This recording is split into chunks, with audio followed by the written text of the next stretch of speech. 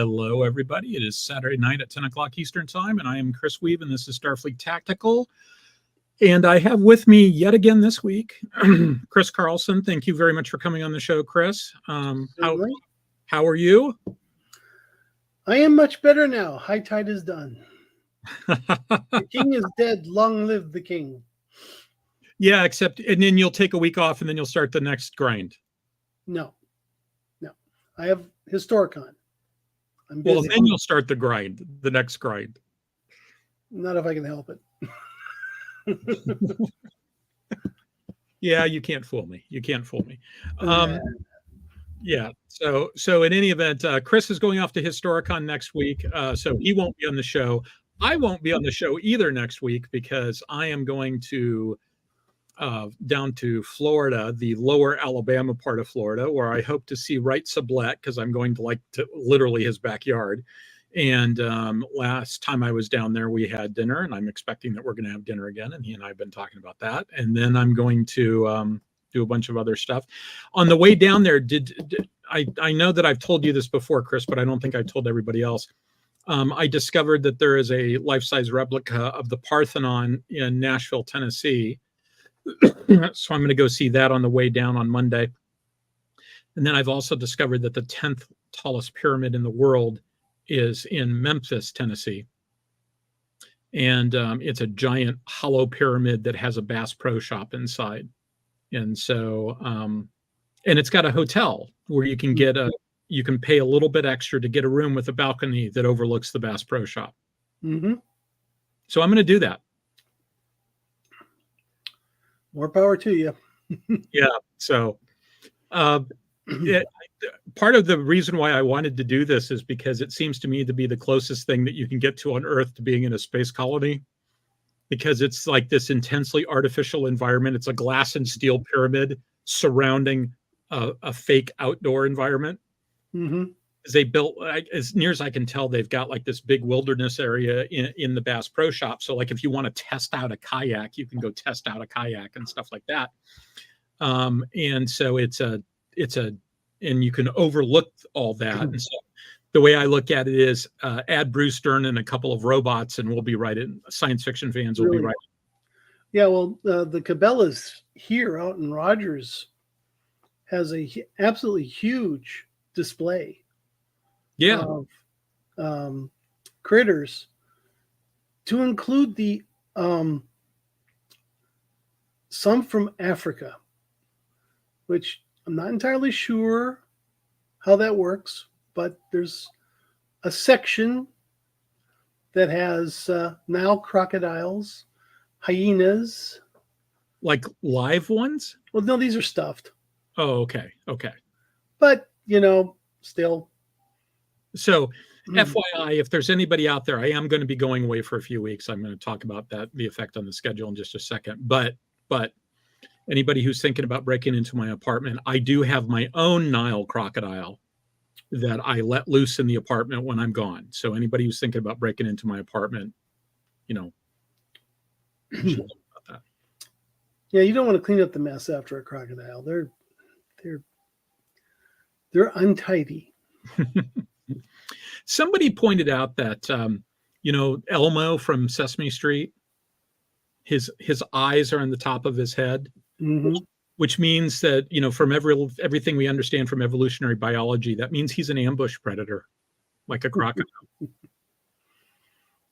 So don't be fooled by that nice voice. So one other thing I wanted to ask you about before I pull the slides up and stuff and we start talking about tonight. One of the people in the chat before you came on, we were chatting back and forth, and he pointed out that the Canadians just announced they're going to replace the Victoria class, which is what they call the upholders. And so they're talking about buying 12 submarines. Do you have any? Yeah, 12 submarines with AIP so they can go under the ice. Yeah. Do we any idea on who they go to for that? Because they certainly don't have the capability to build that themselves, do they? They have never built a submarine for themselves. Yeah, I didn't think so. And if they had, it hadn't been for a while because the last 2 classes I got from the Brits. So I'm going to go to my go-to favorite in all this, the A26 from Sweden. Would that be a good candidate for them, do you think? The stretch version, yeah. Yeah, because I mean the Swedes have AIP technology, so they've been doing that for a while. They're actually their act together in that, and that stretch version would give them a lot of extra endurance under the ice. Canada is surprisingly big, or deceptively big. Even when you include the fact that it's up in the north and it's distorted because of Mercator projections, it's still surprisingly big. So I can see why. And the other thing is, everything that the Canadians have is basically to the south. Like 90% of their population is, 90% of their population is amassed on our border, and they look just like us. So, got to keep your eyes on the Canadians. Hey, look, I'm used to the Canadian invasion through Duluth every weekend. I loved it when I heard that Canadians come south to International Falls to winter. It's warmer. It's warmer. Yeah. Now the thing is, for those not familiar with U.S. geography, International Falls is about as cold as you can get and not be in Alaska. Yeah. And my particular hypothesis on this, and I maybe we've talked about this part. I can't remember if we have or not. My hypothesis is, it's not that they're looking for a place that's warm enough that they can go outside and do winter sports. Yeah, and the reason why they would come to International Falls is there's a whole lot more amenities there than in Fort Francis across the river. Yeah, and I suspect that International Falls probably gets a lot of snow. So if you want to go do the cross country skiing or something like that, it's probably a good place. So for what it's worth, I'm going to officially say that I've only been to Canada once, and I really, really enjoyed it. I've looked at Canada a couple of times. I've been to Niagara Falls, and I've looked across at Canada, but I've only actually been to Canada once, and I had a fantastic time. I've been in the center and in the south. One of these days, I hope to go to the northern part and the eastern part. I went to Ottawa when I was U.S. head of delegation for the Maritime Conference that y'all know about. And so the Canadian host treated us really well. They took us to see what they colloquially refer to as the Diefenbunker, because John Diefenbaker, when he was prime minister, it's the presidential bunker for Canada, which has been decommissioned forever and ever, like since the 1980s. But basically, you can rent it out to have events at. Maybe you need to be a government organization to do this. I don't know. But somewhere I've got a picture of a sign that was in the cafeteria that said, "You're lucky to be alive. Just eat it." Giant letters on the wall. But it was really cool. So, but oh well. Let's see. Let me take a look real quick and see what's going on in the chat.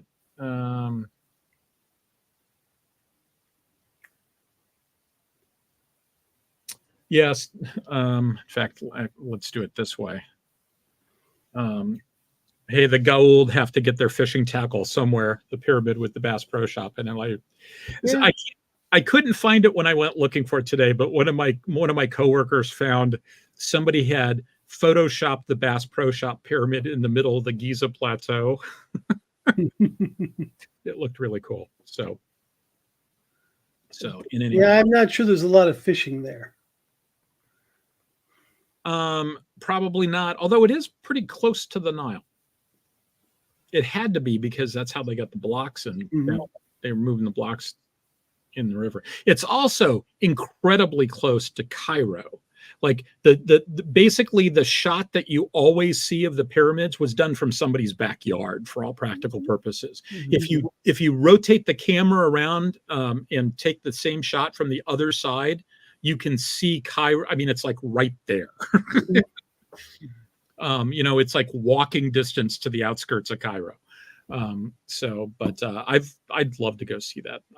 I've never really thought about going to Egypt, other than, I'd love to go see it, but So, all right, I'm going to go ahead and pull up the slides and switch over to the preferred layout. And so this is not the end of this topic. This is maybe the beginning of the end of this topic. But first, to some schedule stuff. You'll notice that all those things that were maybes have turned into no's. And that's because I'm leaving town on Monday. Plan A was I was going to drive back on Friday, do a show on Saturday if I had one in the can before I left. That has changed into I'm going to drive to Des Moines and stop by the pyramid in Memphis and do that. I'm going to go directly to Des Moines. Normally, I would do a show from Des Moines, but it happens that next Saturday is the Weuve family reunion. And so while I will be back to my dad's place way before that, the prospect of going and spending like 4 hours out in the hot sun and then trying to find the energy to do a show when I get back is a little daunting. So I'm just going to declare discretion as the better part of valor and not do it. And then the Saturday after that, I will be in Atlanta at Axicon. So so those of you who are going to Axicon, you know, I'm showing up in Atlanta on, I think I'm going down on Wednesday, if I remember correctly. Tom Pope and I are going down on Wednesday, and then we're going to come back the following Monday. We decided to go ahead and go down early because, you know, what the hell? We can just sort of hang and talk to people and stuff like that. So, our thinking is that there's probably going to be dinner on Thursday, and with all the travel and stuff going on with it, it's just easier to go down on Wednesday. So rather than try to rush down to get down in time to have dinner, etc. So anybody who is planning on going to Axicon, hopefully there's some people that are here. So that would be fantastic. Okay, so here's where we are. We did the background last time. Now, this time around, we're going to do a more detailed look at the LCS experiment. Now, I will let everybody know what I've already told Chris, which is in a perfect world, I'd be doing this presentation in about 2 days, which would give me a lot more time to tighten things up and sort of, you know, do a better job of it. Because there is a lot to go over, and I'm as it is, I'm leaving a lot of money on the table. But I wanted to go ahead and do it because, amongst other things, I said I was going to do it, and it's a fascinating topic that I expect that we're going to be coming back to anyway. In fact, I know we're going to come back to it because we're going to come back to it the next time I actually do a show. Hopefully that will work out with Chris's schedule. It's too far in the future to know if it will be the first show, which is like the 9th of August or the 10th of August. 10th of August. Yeah, the 10th of August. I'm going to do a show on the 10th of August. That's the plan. I don't know what Chris's schedule is yet because we haven't talked about that. But whenever Chris is available, we will do a show that will be some idle speculation about cool things you can do with a huge missile bay, direct sea access, and a big helicopter deck. And I'm also expecting to do some cleanup from what we talk about tonight. There's some parts of the presentation tonight I had a chance to sort of spend more time working on, but I kind of ran out of time at the end. But I also figured that this is, you know, this has the advantage that it's a conversation between the two of us. There's a 75% chance that we'll, or at least a 50% chance we won't get all the way to the end anyway. But in any event, this is sort of generally what I want to look at tonight. Okay, so these are generally the same caveats as last time. I did add this one that says that it leaves out a lot. Like, I'm not going to talk about DD-21. I mean, I'm sure it might come up in the conversation, but LCS was in the context of a larger discussion.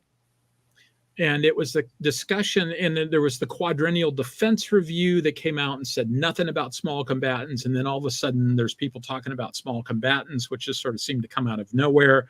There was Art Sabrowski talking about Street Fighter, which usually gets interpreted as small ships. But Sobrowski very specifically never specified the size of the ships. You've got a bunch of wargaming that took place in Newport that was a kind of wishful thinking in a couple of places in terms of what payload fraction you could have, etc. But in some cases, not as bad as you might think, because it appears to be what happened was people put 2 and 2 together and got 22. There was 2 different ships involved, one with a 160-ton payload, one with a 400-ton payload, and that got reported in the popular media as a 400-ton ship with a 160-ton payload, which is, I don't know, magic? Is magic the right word for that, Chris? It would fit well in the Harry Potter universe. Yeah. Now that having been said, I can think of some ships that probably have payload fractions that are approaching that, right? Because that's a payload fraction of about what, 40%? And I can think of some ships that have payload fractions that probably come close, and specifically like ro-ros or container ships probably have payload fractions that come close. Now, it's hard to tell. Mm-hmm. Because they don't do displacement, they do deadweight tons. And so finding, which is a measure of cargo carrying capacity, it is not a measure of the size of the ship. And I didn't have time to track this down. But you know, if you've got a ship that's got a carrying capacity of 30,000 deadweight tons and it can carry 8,000 cars, if you assume that, you know, the cars are about 1 to 3 tons. So if you assume that they're about on average 2 tons. And so that's 16,000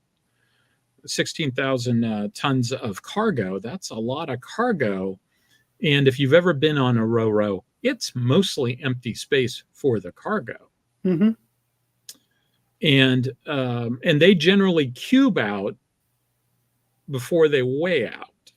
So you generally run out of space before you run out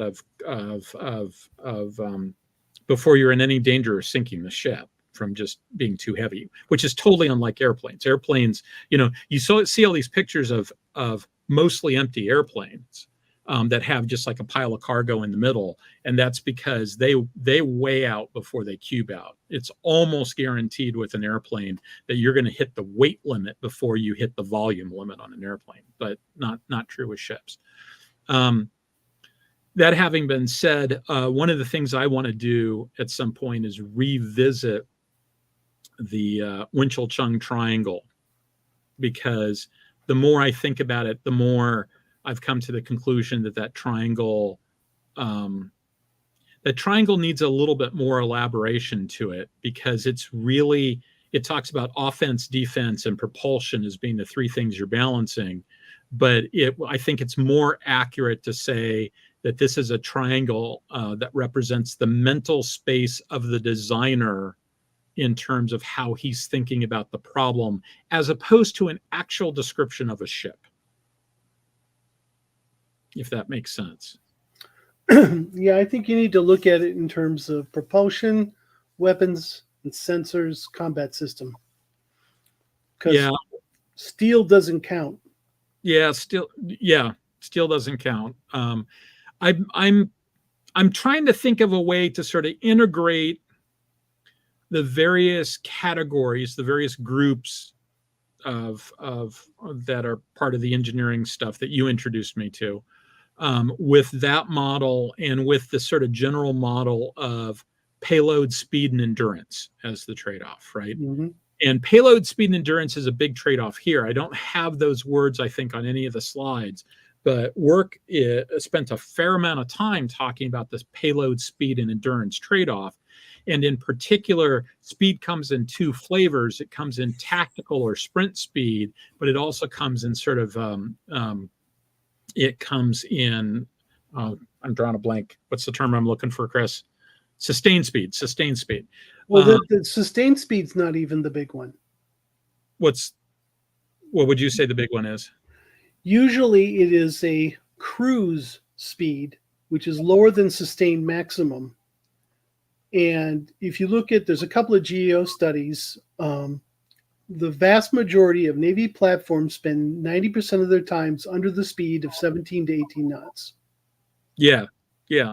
I think in this case, though, he talks about sustained speed because when the battle group is booking, if you want this thing to go along with the battle group, then it has to be able to keep up with the battle group. Now, that having been said, that's another thing that I'm not getting into, that I'm leaving out and all that, is there was a lot, the speed requirement was not a constant. The speed requirement kept changing and it kept going down for some of these things. And they finally just sort of said, if we have to, we'll deploy it. We'll send it ahead. Well, while the rest of the battle group is getting their act together, we'll send it ahead. And there's all sorts of implications for that. But I'm not talking about the high-speed vessel, and I'm not going to talk about sea-based shield or sea strike, which was also a big part of this debate. So it's the paper that most of this comes from, the citations at the end. It's his 2004 paper, and it's a really good read. And anybody who's interested in this should read this paper and run it through the science fiction converter in your head. In fact, that's one of the things we're going to talk about next week. Is we're going to do some running through the science fiction converter in addition to some stuff that Chris came up with. So, okay. So this slide you've seen before, just to remind everybody, 2 different flavors of LCS.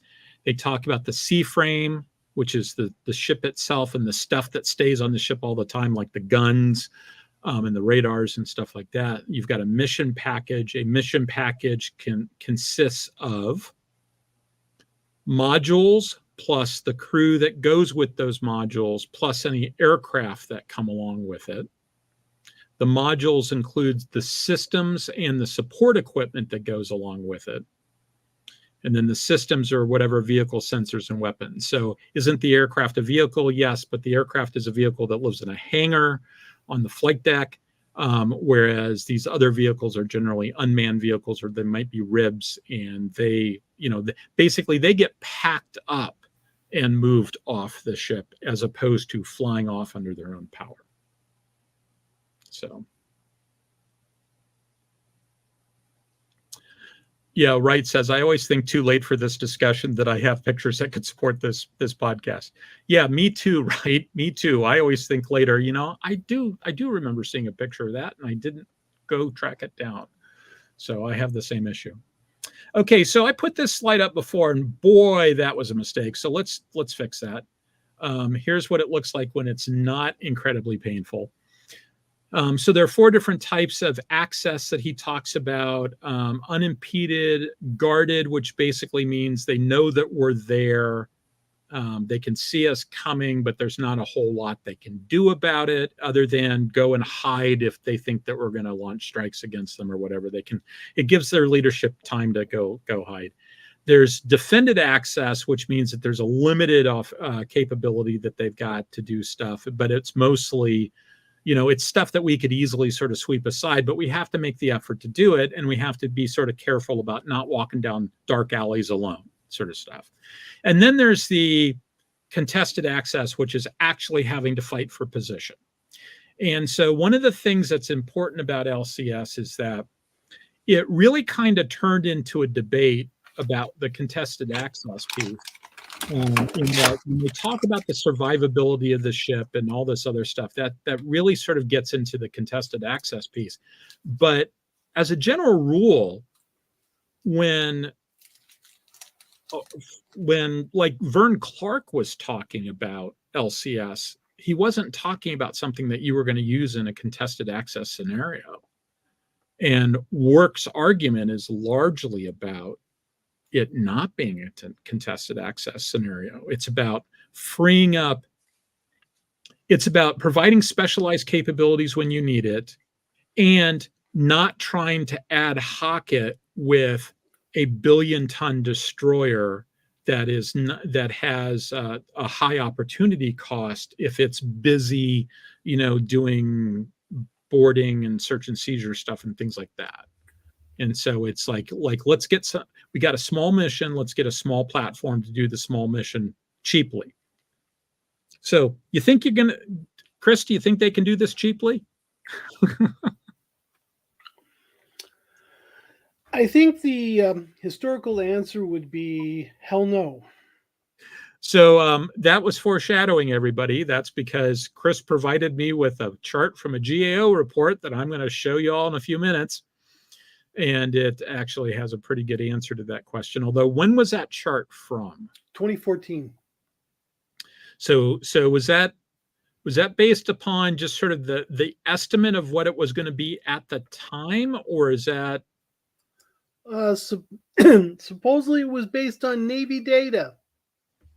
Yeah, see, my only concern with that chart, and maybe I should wait until we get to that chart, but I've already started it, so I'm going to go ahead and say it. My only concern with that chart when we get there is that everything is more expensive early on. And if you're still figuring out how to use something and how to support it, et cetera, those numbers could be a lot higher than they would be in, say, another 5 years. But I don't know. We'll get to that. So I'll also point out that, like, you're not going to send a minesweeper into a contested access situation, right? You're not going to send all these other small vessels.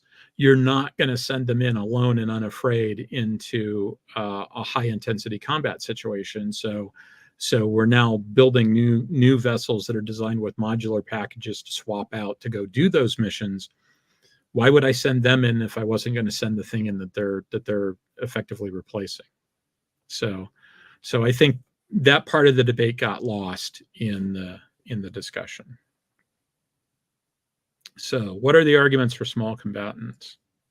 Actually, Chris, was anything I've said so far you want to throw a rock at or add to?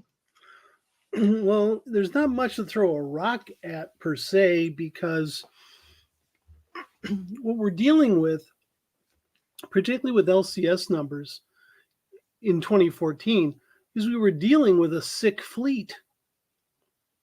Yeah. Okay. They were breaking left, right, and center. Yeah. And they had to be maintained or go in for extended maintenance. I mean, an engine replacement is a non-trivial maintenance evolution. Yeah, I think if I remember correctly, one of them had a reduction gear casualty on her sea trials that put her into the yard for like 8 months. And there was one of the LCS ones managed to flush one of their engines with seawater. Yeah, because if I remember correctly, an ill-trained sailor didn't know to shut a valve. I think it came down to he skipped a small step. Yeah. But that was a 2-year replacement time. Now, was that because that work took that long, or was that a case of sitting for a year and a half until a spot opened in the schedule? I suspect it was a combination of all the above. Yeah. They had to get a replacement engine. And, you can pull one if you've got a lot of long lead procurement items. The problem with the LCS is that it was almost just in time procurement, which I really don't like. And then, yeah, I don't either. So you had to order an engine, then you had to find a place to put her high and dry, get it in. It was just a plain mess. Yeah. Yeah, it really can be. So, I mean, there's a lot of things that happened. The LCS program was the victim of some bad communication. It was a victim of some things that actually were not really related to the program at all, like just sort of the state of shipyards and stuff like that these days. And then it was a victim of some serious teething pains and in some cases poor design decisions.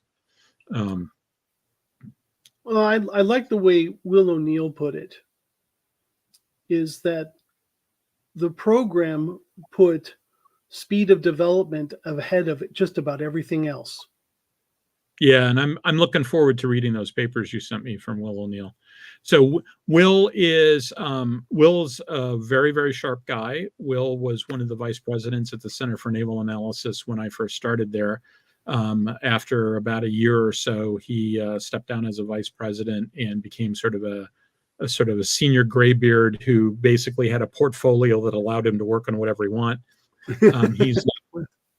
He's now retired from that, and he's also he can be a very caustic observer. Somebody once asked him, the two things I remember him saying about LCS, and one of the mailing lists we're on together, is somebody said, well, how did the analysts get it so wrong?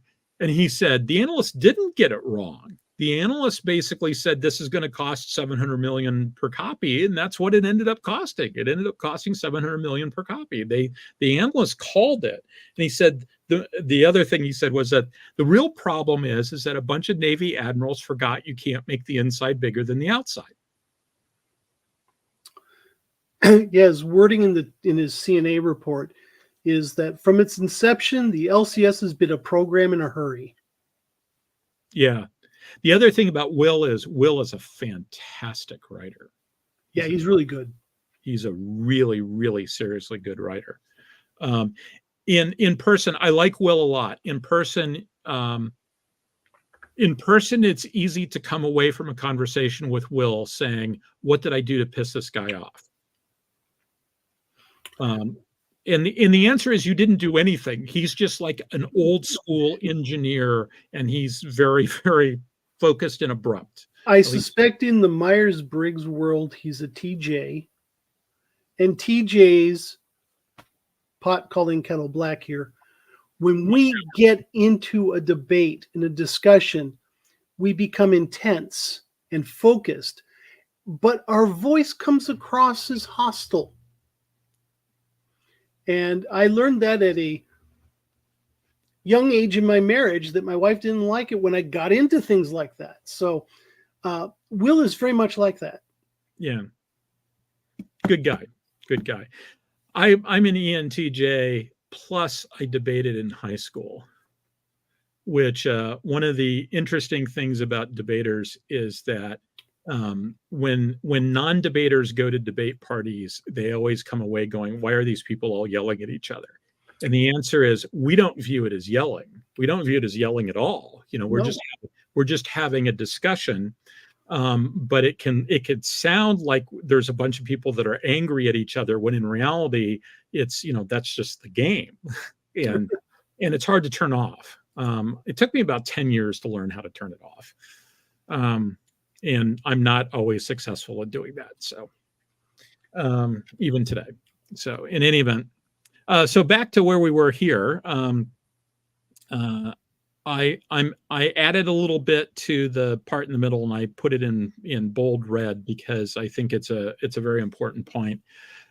So he talks about the definitions of combatant sizes, and he's got reasons why he picked that. And he basically said we used to have basically 3 different sizes of ships that were part of carrier battle groups, and those 3 different sizes were sort of ported over from the days of the battleship battle line. And you can think of them as being destroyers, light cruisers, and heavy cruisers if you want to. Those over time, it really sort of has centralized on this what he calls intermediate and what I would call medium size ship. And the small ships went away largely because they had endurance issues, and as the fleet shifted to a more defensive focus, because it was assumed that the offensive punch was in the aircraft carriers for a long time. It was only back in the 1980s when we started moving away from that and started putting offensive capability on the ships as sort of a primary mission again, somewhat primary mission. As you sort of you added missiles, you needed deeper magazines, et cetera, and all of that pushed to having a ship that was bigger than a destroyer as your escorts. And you needed to have a certain minimum size to carry big radars, as radars became more and more important and stuff like that. And it basically pushed the size of ships up. And the other thing is, he talks down there about the idea that we also just sort of offloaded the small ship requirement onto our allies. They were more inclined to build small ships. Our expectation is we're fighting in Europe, i.e. their backyard, so they don't have to build ships that have the same sorts of cross-oceanic endurance that we do, and so we'll let them build that stuff, and we'll let them handle those missions. During World War II, mm-hmm. most of our combatants were not volume limited. They were weight limited. Yeah. It's when we went to computers, yep, missiles, that the Navy transitioned into being volume limited in design. Well, once you become volume limited, the small guys actually become more difficult to integrate, because they go from not just being single focus, single mission platforms, but they go to a kind of sort of single mission focus, because they don't have enough volume for the payload to do a lot of the things that a task group commander really would like them to do. Yeah, and not all volume is created equal. No. So VLS, vertical launch system, is a very important consideration, in that VLS is a game changer, because it is it's more volume efficient than having dedicated magazines. And now, at least in theory, you've got a launcher that can launch anything. Now, in practice, not so much, because VLS cells come in 3 different lengths.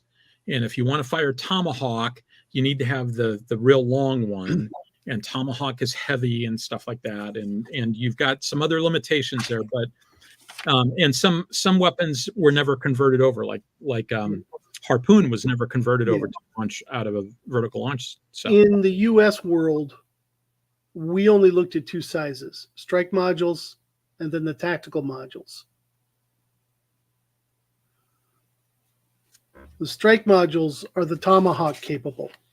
Yeah, and the tactical is just SM2, no booster, MR, and vertical launch ASRock. Yeah, I know that they make a medium-sized one, but I'm not sure. I don't remember who uses it. I don't know who uses it. In fact, I don't think the U.S. Navy doesn't use the tactical one at all. No, it doesn't. All our stuff are strike. It's at least theoretically possible, though. I don't know. What did they use? When they refit the spruances, what did they use there? Those are Mark 41 strike. They were carrying Tomahawks. They were carrying Tomahawks. Okay. And extended range missiles. I never set foot on a spruance. I kind of regretted that.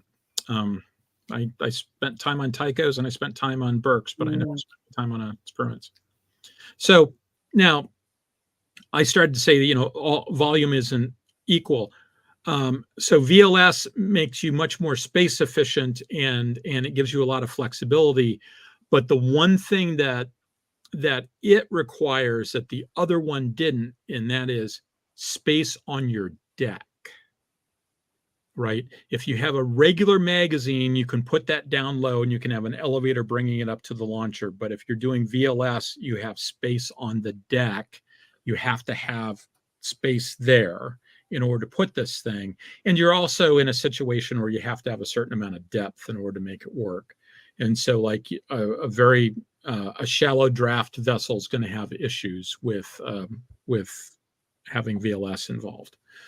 Well, the Mark 26 launcher, which was our fastest mechanical launcher, is not all that much smaller than a VLS footprint.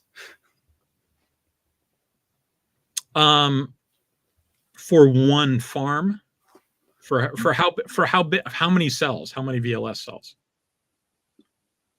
That would be a 48 cell. So on the deck, it was the space of a It was big. Take a look at how. Yeah. It was on the Virginia class. Okay, the only ships that had it, that in the Ayatollah class. The kids. Yep. So okay, is that the one that basically the launcher went horizontal and it came in from the side? Nope. Those were the older Terrier launchers. Okay. It went vertical. Yeah. See, I never spent a whole lot of time dealing with that. So now, in case anybody thinks that maybe I forgot that this is a show about science fiction, this is actually a very interesting discussion when you start talking about spaceship design also, because on the one hand, frequently you'll hear people say, spaceships should be spheres for whatever reason. And frequently it has to do with armoring, right? Because a sphere maximizes it has the best ratio in terms of maximizing internal volume while minimizing surface area. So if you want to armor something in the most efficient way possible, make it a sphere. Because it decreases the amount of surface area that you have to cover. The problem is that surface area is useful. I might want radiators, I might want antennas, big arrays, et cetera, or I might want something like VLS cells. And I can think of a couple of novels off the top of my head that use something that looks like a VLS cell. One of them is in the Night's Dawn trilogy. I think that the ships in that, the Atomist ships in that have something that kind of looks like a VLS cell. But Tom May's A Sword into Darkness explicitly has VLS cells that are a direct descendant of the US Navy VLS cells. So this is at some point I need to have Tom on the show. He's already said he'd do it. And he's got to be getting close to retirement. He's an 06 right now, and he's an 06 who keeps getting promoted. And he told me that he expected his career to have been over a long time ago, but he kept getting promoted. And so right now he's the commander of the USNS Canley. But he's been in that job for a while, so I imagine he's probably getting ready to rotate. But in any event, in his novel, it's based upon the idea that an internet billionaire understands that the weird astronomical phenomenon that NASA can't explain is a decelerating spacecraft, and can't get NASA to believe that. He can't get DOD to believe it.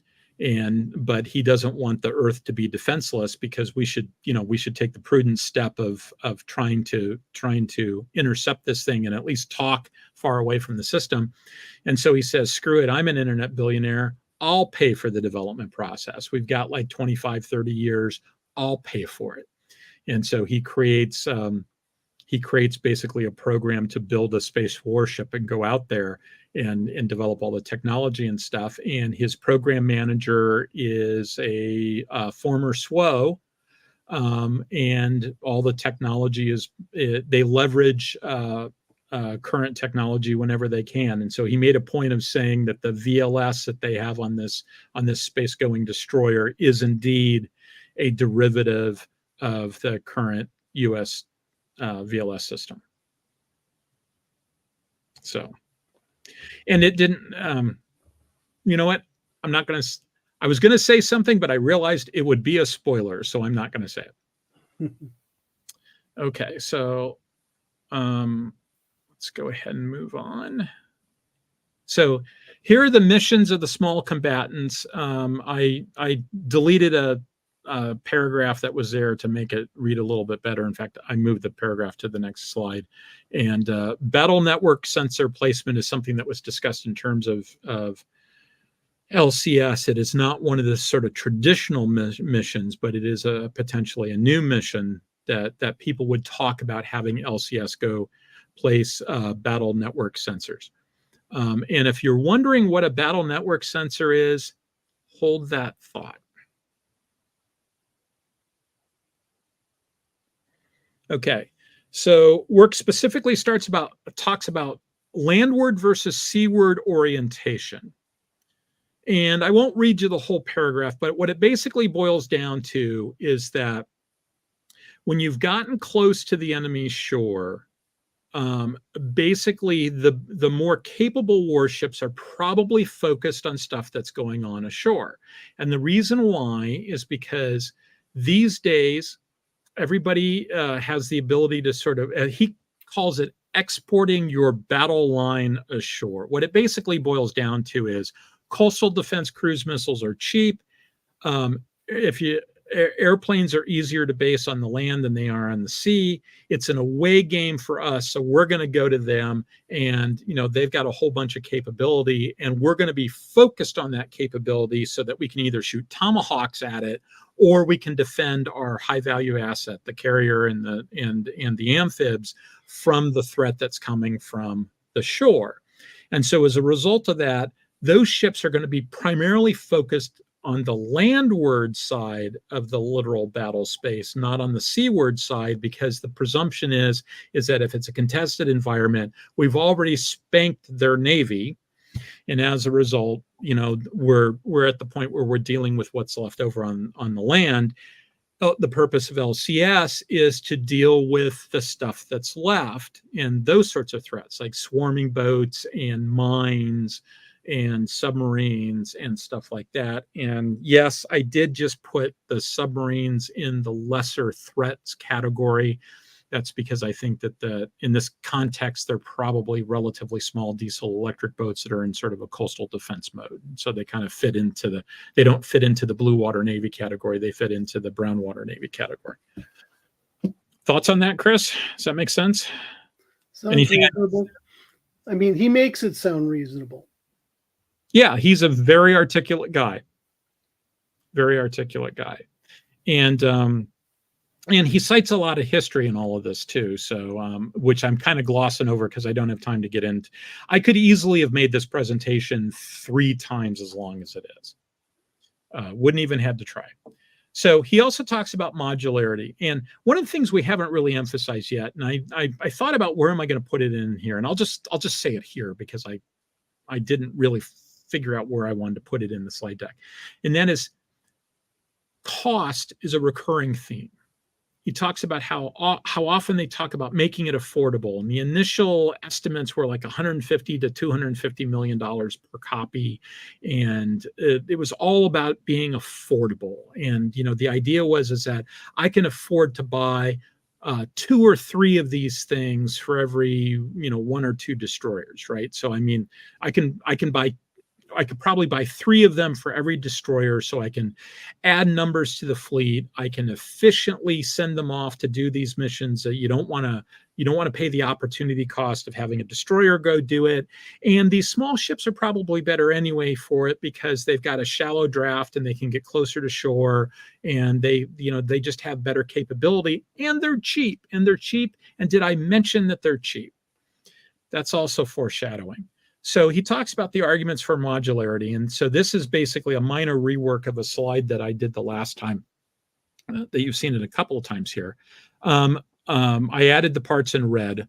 Work defines modularity in terms of 4 different kinds of modularity. I've got it broken down a little bit more because I borrowed it from a couple of other sources. He defines construction modularity, which is, building superlift components and sort of trying to make it modular in that way.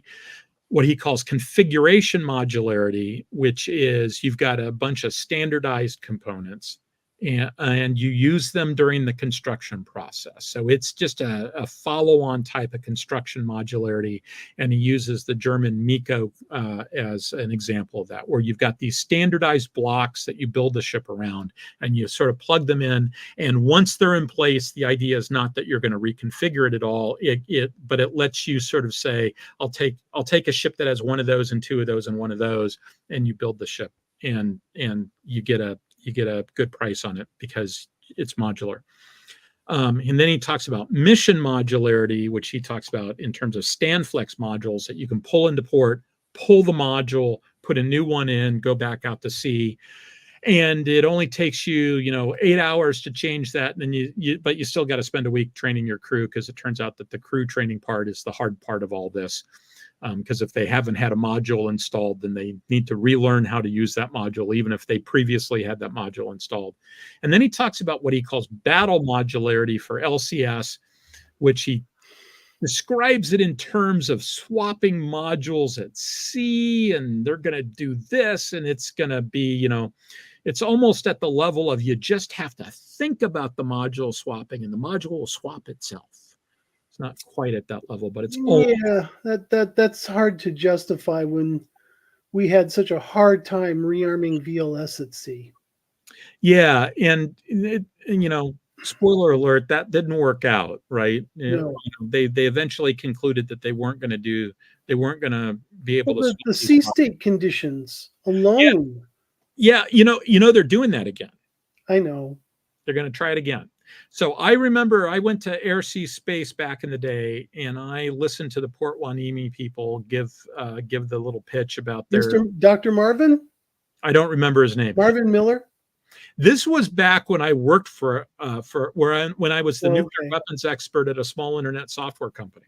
I took leave to go down to Woodbrook, the big hotel down by the National Zoo station. That was the Sheraton. Yeah, and go to Air Sea Space. That was the good days. Yeah, and it was cool. And somewhere in one of the 149 boxes of books and other stuff in my storage unit, I think I have all the literature they gave out. But it was a cool idea where you'd be able to rearm VLS at sea, and they'd transfer over basically this crane thing that would lock over the VLS cell, and so and because it was locked over the VLS cell, it would maintain the same positional relationship as the sea state moved the ship around. It would stay locked in place, and then it would lift up the missile canister into a vertical position and be able to deploy the missile. And I don't know if it just didn't work or they concluded it wasn't needed. If it's the guy I'm thinking of, he actually put together an official book on the topic. Really? Do you have this book? Yes, I do.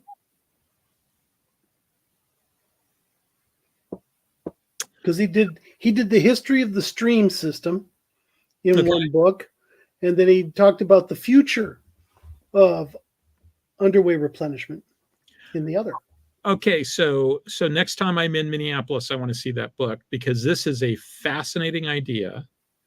And this is yet another one of those things. I always talk about how the environment, navies are a product of their environment, and the environment in space is not like the environment on the ground. No. In the sea state is a classic example of these environments just don't match. There isn't really an equivalent to sea state in space. And doing something like this, at least in theory, would be so much easier to do something like this in space. But they're talking about doing it again. I got the impression that the last time, a big reason why is everybody said, look, it's the American century. Nobody's really challenging us. We're never going to have to fight at sea like that. When are we ever going to have to? We don't have to reload at sea. We're never going to expend an entire VLS cells and have to rearm. So what's the big deal? Well, and the other problem was the environment, because they had numerous attempts to try to do it. Because remember, on the cruisers, they have a 61 cell forward and aft, because 3 cells were taken up with that crane. Yes. And which they did use at sea. I know that they did tests at sea to take it out of one cell and put it into another cell to see if they could use the crane at sea. Yeah. And it was an unmitigated nightmare. I'm sure, because that crane wasn't the same thing as what the Port Hueneme people did. No, but their crane locked in place and maintained. You got to remember, inertia to ideas is based on things that have happened in the past, And they tried this, and it, they gave up a number of VLS cells to try this idea, and it completely flubbed. Well, that's interesting because I talked with some naval officers specifically about the crane while I was at sea, right? And I asked them about the utility of the crane. And the one guy I remember talking to, he said that he thought the crane actually was very useful, not for swapping missiles around at sea, but because that they had at least one instance where they were in, I can't remember where it was. I don't think it was Puerto Rico, but it was some place where they were getting missiles pierside, which was kind of weird that they were getting a load pierside, and the dock that they were at, the pier that they were at, the crane was a little leery about getting right to the edge of the dock because the concrete wasn't really good at the edge. And so the crane was sort of hanging back. And as a result, the crane couldn't get to the far cells. I think this was an exercise they were doing to see about whether you could have like in the field reloading at a port that wasn't a traditional Navy port. It couldn't get to the far cells. So what they were doing is they put a missile in a cell, and then they would use the strike down crane to move it from the cell that they put it into another cell. And so he said, I've seen it have utility before. That having been said, they pulled all those cranes out because they decided that an extra 3 missiles in each of the farms would be a good thing. By the way, I can't remember if I've said this to you. You know that the Houthis are attacking ships in the Red Sea, right? Of course, you know this. Mm-hmm. And you know that they've got an unmanned surface vehicle that's like a suicide boat. Yeah, it's the Blowfish. The Blowfish, which means that Houthis and the Blowfish is a real thing. Move along. Tip your waitress. Okay, so this other part on this slide, he talks about the efficiencies, and this is based upon, there's a lot of calculations in here, and it's based upon sort of like some of the experience that the Danes had with Standflex, because they invented Standflex so that they could have fewer ships and they could reconfigure when they needed to.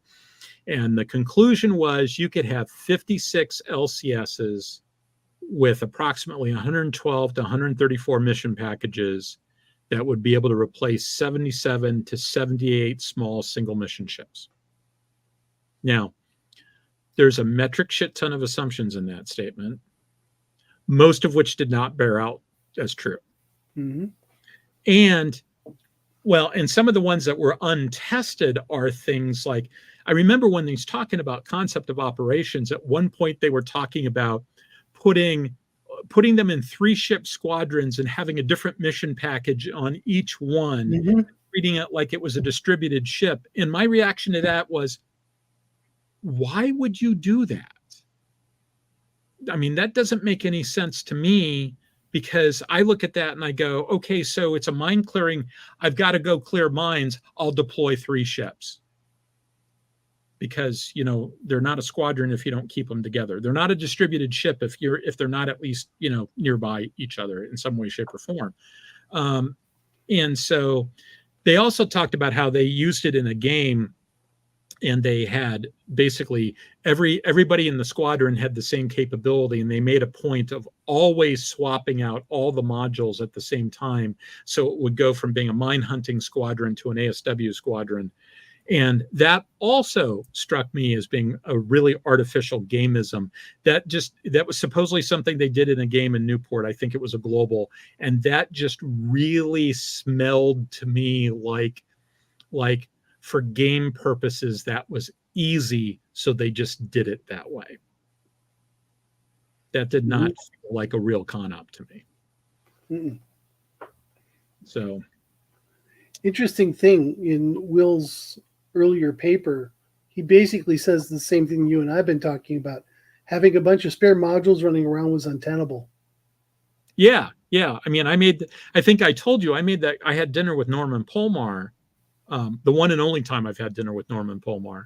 And I said that one of two things was going to happen. Either they were never going to buy enough modules because the Navy was going to cheap out on it. And as a result, no ship would ever deploy would ever swap out modules because they just wouldn't have enough to go around. Or there'd be a GAO report that came out that talked about how it was inefficient to have all these modules sitting in a warehouse, and they just decide to make the ship, 30% bigger, and they'd reinvent the Fig 7. So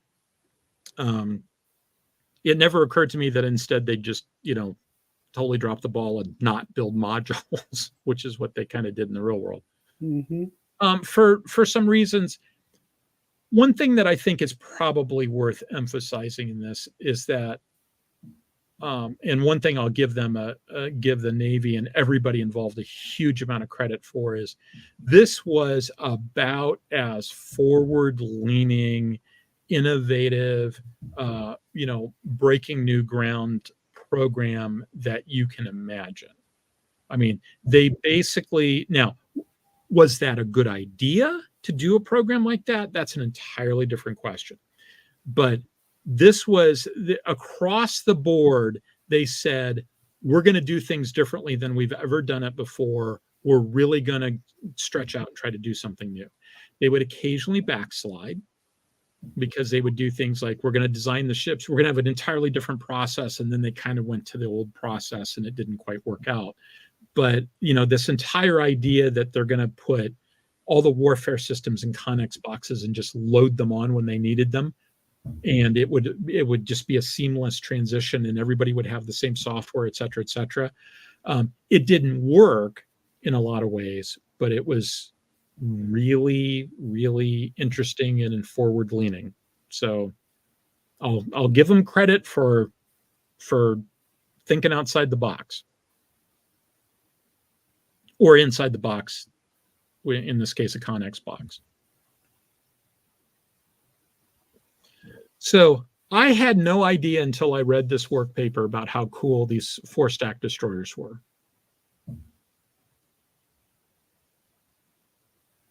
In that they were relatively small. That should say 1.2 kilotons, not 12 kilotons. That should say 1.2. So they're relatively small, shallow draft.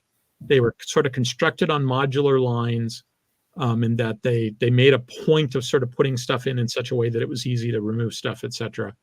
And they had basically 4 mission statements that the idea was that there'd be a cluster of torpedo tubes in these 4 boxes, like basically one forward. I think, was it one? No, it was like 2 on each side, if I remember, right? There was a forward and an aft on each side.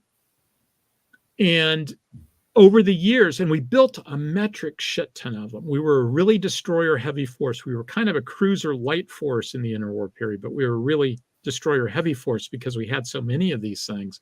We just cranked them out like sausages. And we put other weapons other than torpedo tubes in those places so that you could use them to shoot down airplanes and stuff like that. At one point, they added new ASW capabilities in those places. They installed mine warfare systems to become a high-speed mine layer. They put in seaplane equipment to become a seaplane tender, and they pulled out a boiler and put in an extra fuel tank to give them extended endurance. And my favorite, they removed 2 boilers, added some berthing and landing craft to become a fast destroyer transport. And so they could put a company of Marines wherever they needed them. And then, so they used them for all these different things. And that's kind of the flexibility. He cites this as an example of the kind of flexibility that he's trying to get across. So they were kind of the Miranda class of their day, I think. I kind of get the impression that that's the best, because I kind of get the impression the Miranda class is the Star Trek equivalent of that. Oh, something I was going to say back on the modular construction page, and I forgot to say, which is Starfleet certainly believes in modular construction. Saucers, secondary hulls, pylons, engines, all those things are sort of self-contained, and I can easily envision that there's different shipyards, your shipyard, your primary hull's built in one shipyard and your engines are built in another shipyard. And then they bring them together someplace to be assembled. Makes sense to me.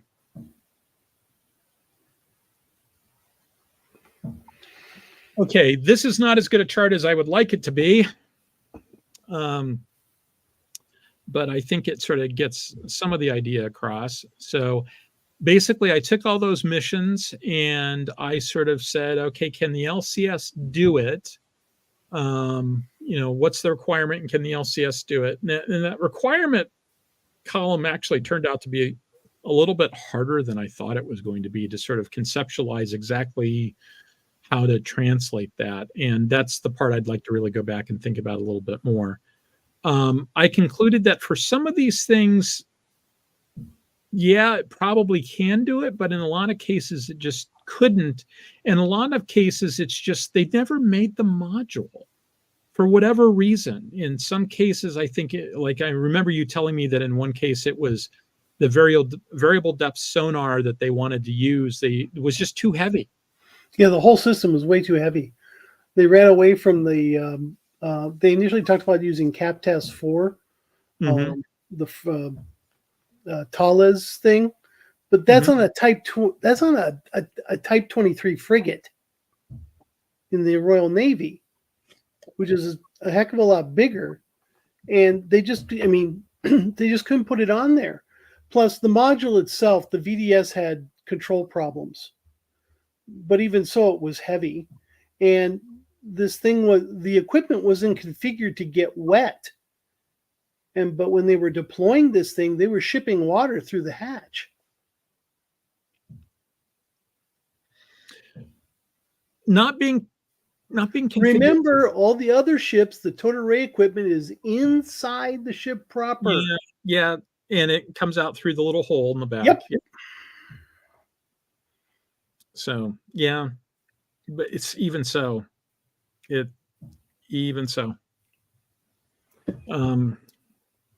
Interesting. So there are a lot of good ideas in LCS, but a lot of good ideas that clashed with reality. In some cases, reality was just, I can't make that cheap, and hence it's not worth doing. Or I can't quite get to the point where I want to be. The US Navy in this time period, it's easy to throw rocks at the Navy, but the Navy in this time period was actually kind of being forward-leaning about a lot of different things. This was the days of when the recurring phrase you kept hearing was in-stride minesweeping, right? Yeah, the way that most minesweeping works is that you have to go and spend, weeks clearing a route, and that's problematic. And they were just going to sort of do it as they. And when you look at hunting bottom mines, how long it took us to do it in the Persian Gulf. Yeah, that concept was absolute lunacy. Somebody was thinking about moored mines, and we'll just plow our way through. When a bottom mine, you got to go hunt the damn thing, make sure it's not a refrigerator or a 55-gallon drum. A mine-like object is the term. Yes, Nimbos. And in coastal waters, there's a lot of those false alarms. Yeah, some of which are deployed by the Navy because they'll just throw gear overboard. Yep. So, there was a concept of operation that had absolutely no possibility of coming to fruition. Yeah, and so this is the part where you can, okay, if you want to be really critical of the Navy, here's the argument for being really critical of the Navy. I've never met an organization like the US Navy that had as much of an ability to simultaneously embrace the conclusion slide while utterly rejecting the assumption slide, right? This is an organization that at a fundamental level believes that if I change words on a PowerPoint, I'm somehow affecting reality, right? I just don't like those assumptions, so I'll make new assumptions. Okay. Except it doesn't, they treat PowerPoint like it's this form of incantation that I can like they're Doctor Strange and they're bending reality by putting something on a PowerPoint slide, and it doesn't work that way. But on the other hand, I can't accuse them of not being ambitious, right? I can't accuse them of setting small goals. I can't accuse them of being conservative in their approach to these things. They were very, very forward leaning, and they were very much like, they had stretch goals. I think a lot of times they didn't have a plan B, like, well, what do we do if the stretch goal doesn't work? And it just sort of ended up with, I guess we just don't do the thing. Like, as near as I can tell, their solution to the problem of their mine hunting strategy failed is to not have a mine hunting strategy. I wonder if Starfleet has these problems. Every now and then you get the hint that maybe Starfleet does have problems like this. I think it's always important to remember that almost everybody we've ever seen in Starfleet, if you just go by the total amount of screen time, etc., everybody you see is somebody who's operationally deployed, right? You're seeing the equivalent of the people in the carrier battle group. You are not seeing the equivalent of the people in the Pentagon, as a general rule. And if you look at how many Starfleet admirals turned out to be corrupt or something like that, it's a surprisingly high percentage of people that are sort of problematic. So, but some of these are interesting. So I made a point before of calling out the battle network sensor placement. Did they ever build anything that fit in the category of battle network sensor that you would emplace? I can't think of one. Well, maybe the helicopter-based drone, the one that used like a Bell Ranger that they put out. That was at the. But did they? Is that just something they flew, or is it something that they? I mean, battle network sensor placement. They were talking about leave behinds. Yeah, and then, in fact, if you read Will's paper, that's mission A that was discussed. That an LCS would come into a place, leave behind like a UUV or a USV, use its sprint speed to get out of Dodge and go to the next drop-off point. And it would just sit in a floating platform or something? Well, all the things are using satellite communication, so it doesn't matter. Oh, you said USV. You didn't say UAV. You said USV. Okay. I said USV, UUV, and, okay. And a UUV can come up and deploy an antenna. Yeah. Okay. So it's something that floats, so it can float. And okay, yep. Yeah, I can buy that. I can buy that. Have we really developed any? Not really. I mean, we've got UAVs that, Global Hawk is largely autonomous. People really only look at it when it says, hey, you might want to look at this. But the smaller stuff, you have a lot of man in the loop. Yeah, and it doesn't have a whole lot of endurance. No. I mean, compared to tactical aircraft, they have tremendous endurance. Compared to ships, they have no endurance. Yeah, they have virtually none. So, I mean, 26 hours or whatever looks really, really impressive unless you look at a ship, unless you compare it to a ship. So, all right, I'm trying to think if there's anything else to say about this slide.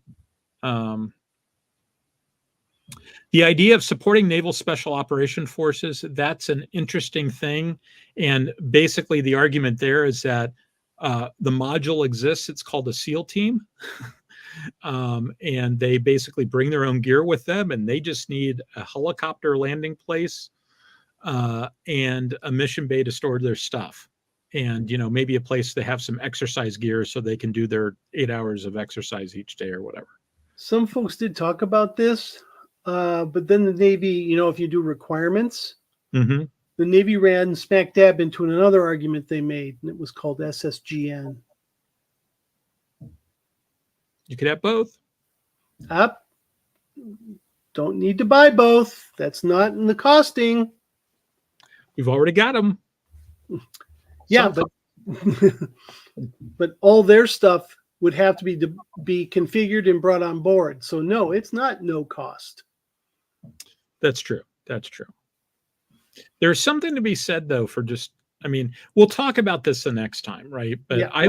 I look at that and say, it's got to, you know, especially LCS2, right? Okay, so it's got to, apparently it's got some issues with it's not as good at launching and recovering stuff on the ocean side as LCS1 is. But in all other ways, well, except for the water soluble part, in all other ways, it's got a huge flight deck, right? The third largest flight deck in the fleet. And it's got 2 helicopter hangars, so that's an important thing. And it's got that huge mission bays, plural, and it does have sea access, even if it's not quite as good as LCS1. And you know that I could do a lot with that. Well, it's got sea access that's as good. They just don't launch ribs from the back; they go off the side, off the port side. But they've got a huge, humongous hatch back there too. No, yeah, I heard that there was a practical issue with getting things on and off. Yeah, there was, and I think there is with LCS1, because if you look at it, there's a couple of them that have extra sponsons aft. Yeah, when I heard that there was an issue with the LCS2 class, my response was, this sounds like something that can be solved by a guy with a welding torch. Right. I don't know what the piece of gear looks like, but if you're having an issue getting small boats and USVs in and out, that sounds to me like it's something that you can attach gear to make that work out. So, all right, I'm going to go to the next slide, which is that cost estimate slide. Thank you very much for sending this to me. I circled the numbers that Chris alluded to earlier. So a DDG 51-2A, that's the one with the hangar. Then they later built the Flight 3s, which also have hangars. But this is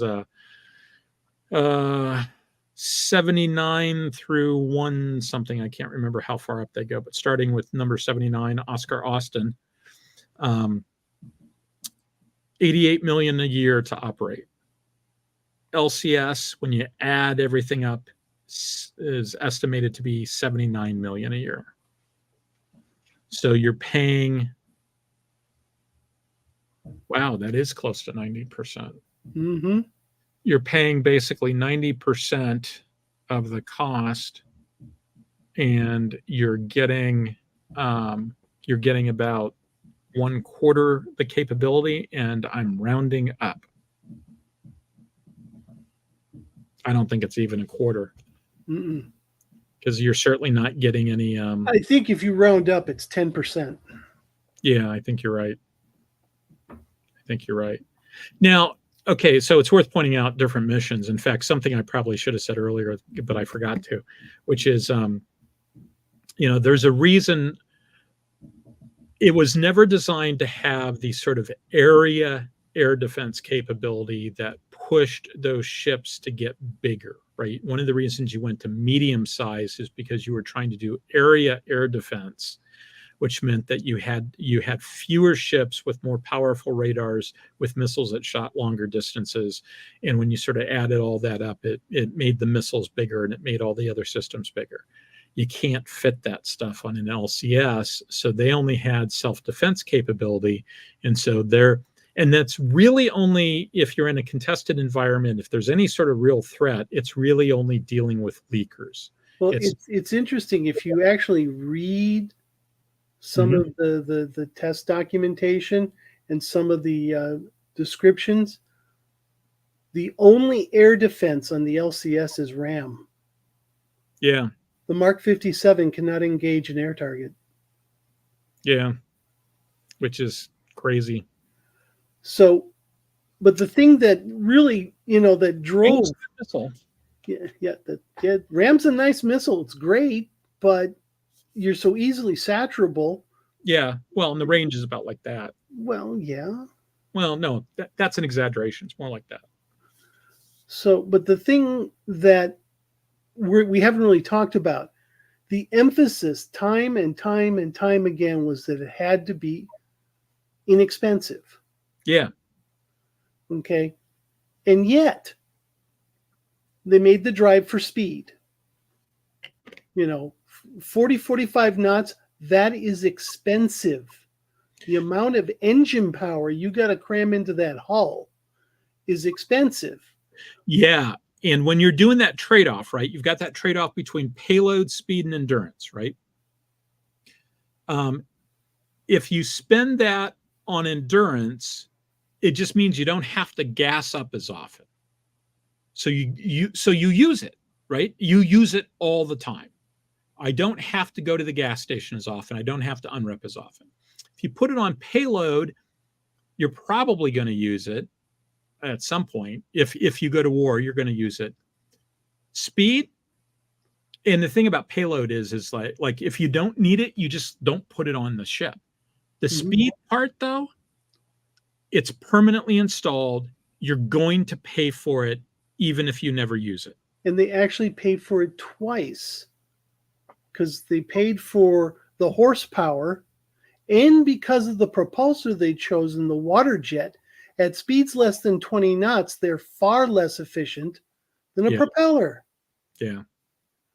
So, and even by the Navy's own admission, they spend 90% of their time under 20 knots, which is really the start of the break of when a water jet starts becoming more efficient. It's probably closer to 25 to 30. So I've lost lock. What was the rationale for the water jet? Depth. Okay. Your navigation draft was very shallow. And why did you want to get that close to shore? I have no clue. I think part of what they were thinking is that you might be in a situation where if you go back to the chart of all the missions, right, one of them is shore bombardment, in close shore bombardment. With a 57 millimeter. Right. Yeah.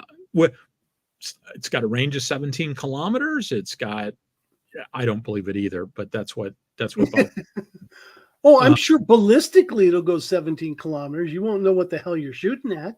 Yeah. I mean, that's the other thing is you got to have a sensor that actually can see. Okay, and now think of this. At the same time they're making this argument, they're now arguing for the DDG 1000 to have the Uber gun. Yeah, but I can.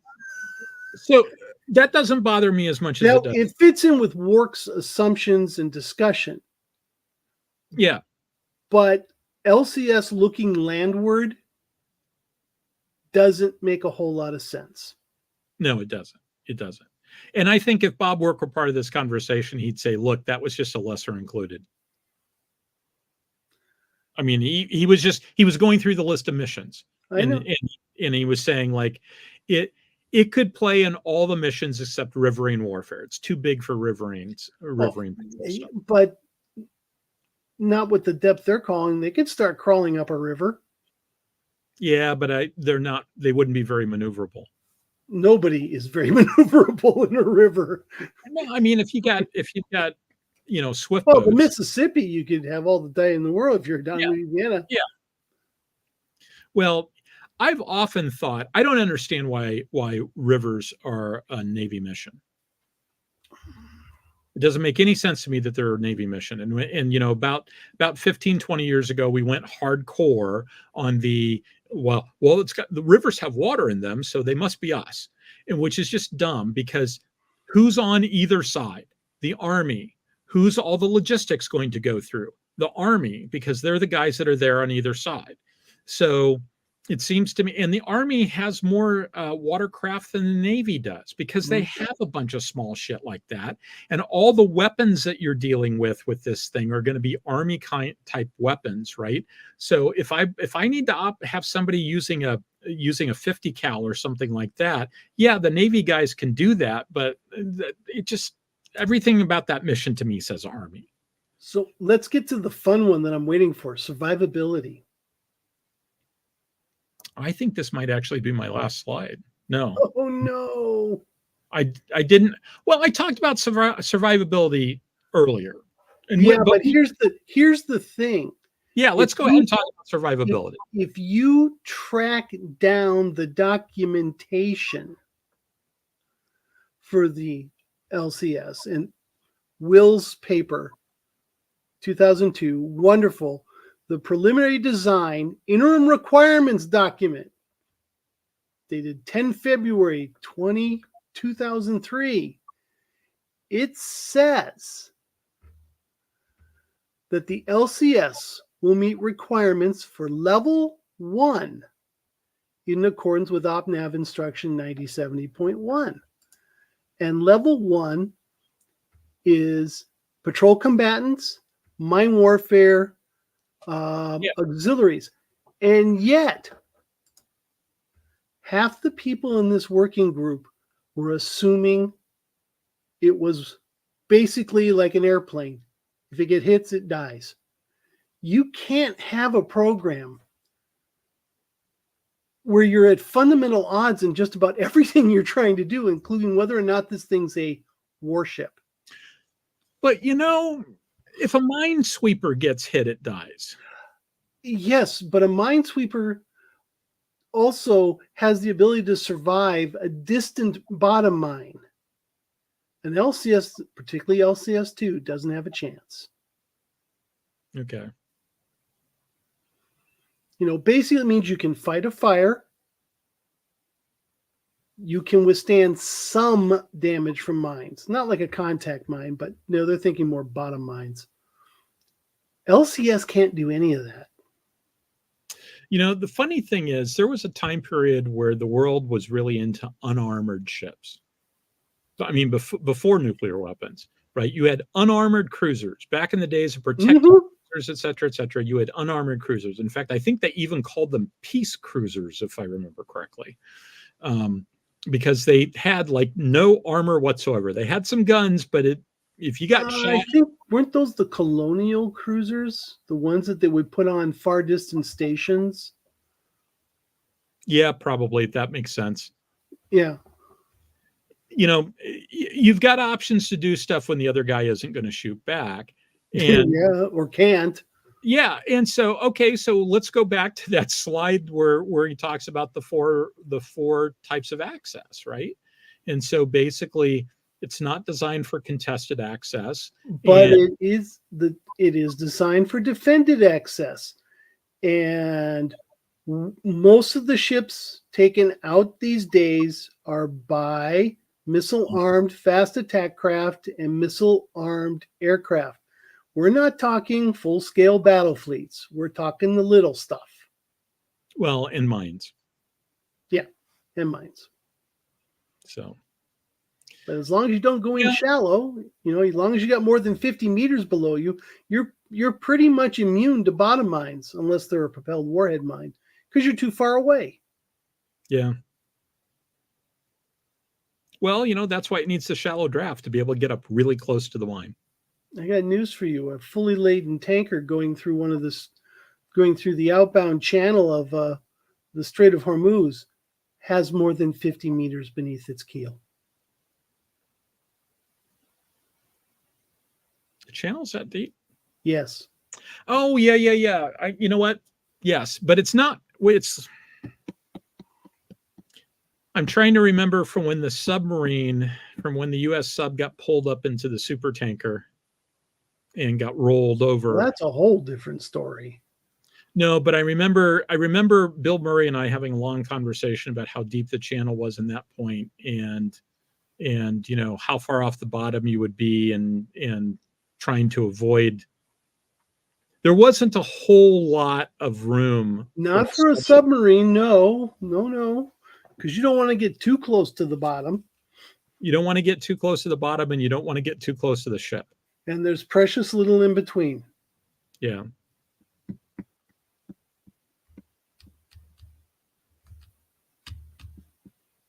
So Wright asked the question, I've often wondered if anyone looked back at the U.S. Navy's Pegasus class hydrofoil for cost for firepower and speed to see how they averaged out compared to LCS. The short answer is yes, they did. And those things were really, really expensive to operate, relatively speaking. Hydrofoils are just, a hole in the ocean in which you pour money. They're JP5. Yeah. They're fun. I'm told they're fun. I mean, from a anti-surface perspective, the Pegasus is hands down, until we get more NSMs out on these, hands down better. Yeah. Everything else, I mean, the 76 millimeter is marginal, but it could engage an aircraft at least. Yeah. Because it had a Mark 92 cast dome on it.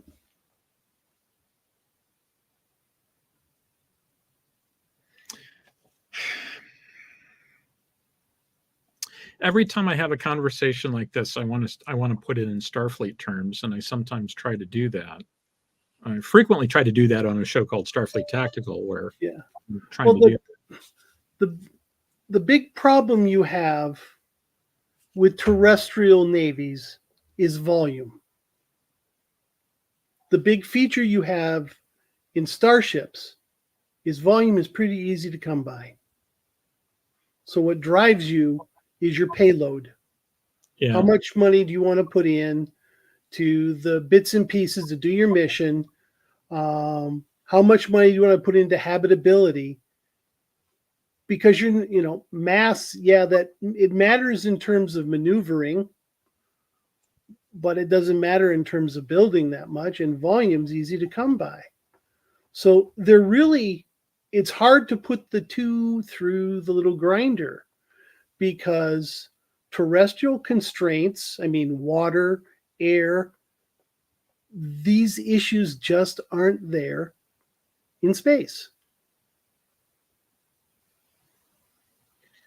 Yeah, and the assumptions matter a lot, because I would like to think Starfleet's a little more logical than how LCS was put together, because, I got to tell you, reading work stuff, reading Will O'Neill stuff, reading the GAO reports, seeing some of the other Navy official reports when they said, well, we're giving up the ASW model. I don't see an agreed upon approach. No, everybody seemed to be doing their own thing and no one was talking. Yeah, it was kind of crazy.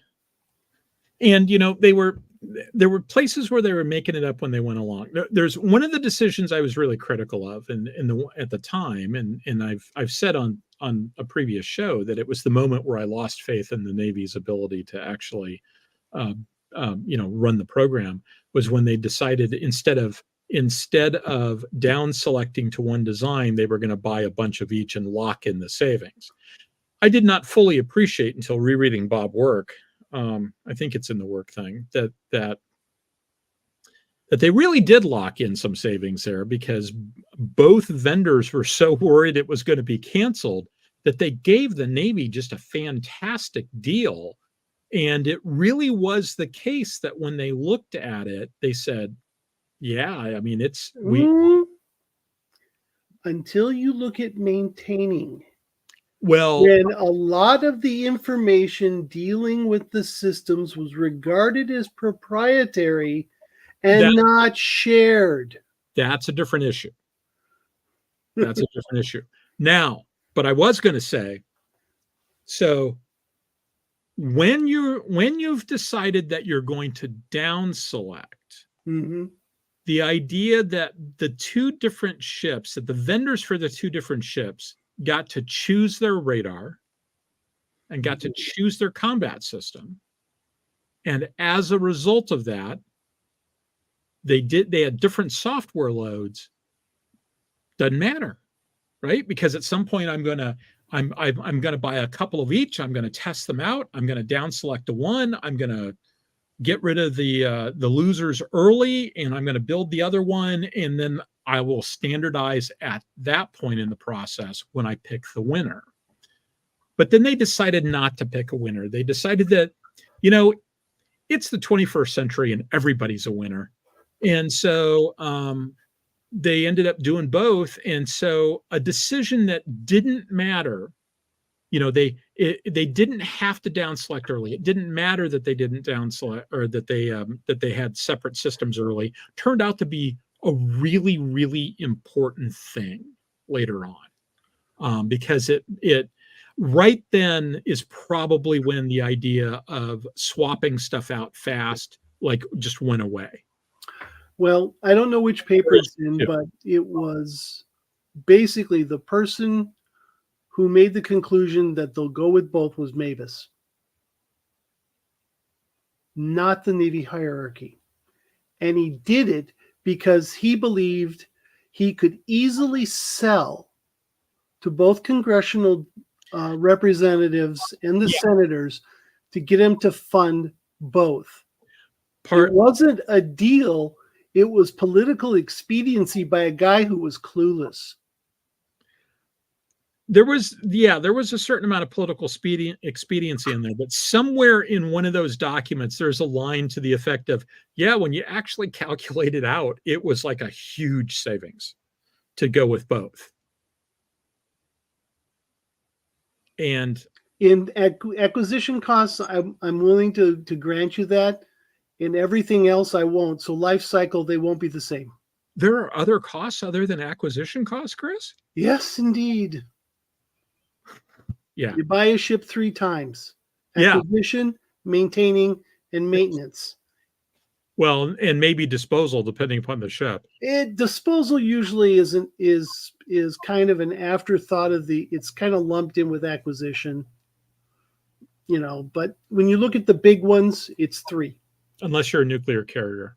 Unless you're a nuclear carrier, then it's entirely a different kettle of fish, because that bloody steam pot causes all kinds of problems.